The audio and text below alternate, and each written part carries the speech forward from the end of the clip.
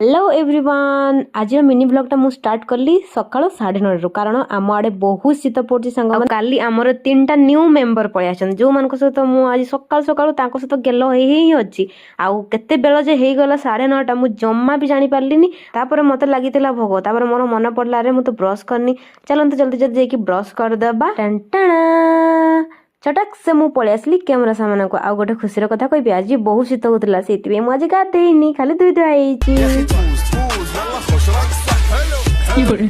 आ दुकान आनी मु 2टा अंडा ताको एबे भाजिकी पखाळडा खाइदेवा एठी मो अंडा आमलेट टाको टिके इग्नोर करबे कारण मु आमलेट करूचली केते बेले जे भुजिया हे गला मु जानि पारलिनी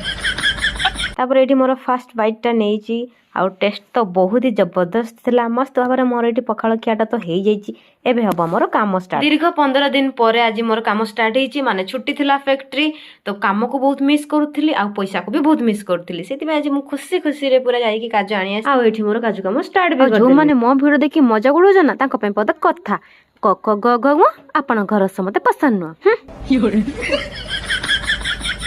आ काजू काम सरला को हे गला संध्या आ संध्या बेले मु बाहरी पड़ले टिके काठ कुचा खोजिबा पे कारण आम घर को जो 3टा न्यू बेबी आसी चंती राती रे तांको पई जाळ देबा पई आ ठीक से समय मते कामड़ेतला बाली जंदा हा की कष्ट ढेर संघर्ष परे मोर ढेर सारा काठ होई जाईची आ मां बे पटे तार मोबाइल रे कथा हे काठ भांगुतला तापरे आम मेमे गुडा को देखिया पई पळि आसला आम खुडी को झियो आसे आसु प्रथम तो से मते पा दे देला तापरे सब मेमे को भी से पा दोछु माने आसीला मात्र से केवल पा ही दो आज रो मिनी ब्लॉग टा एठी शेष करली भल लाइक निहाती करिवे।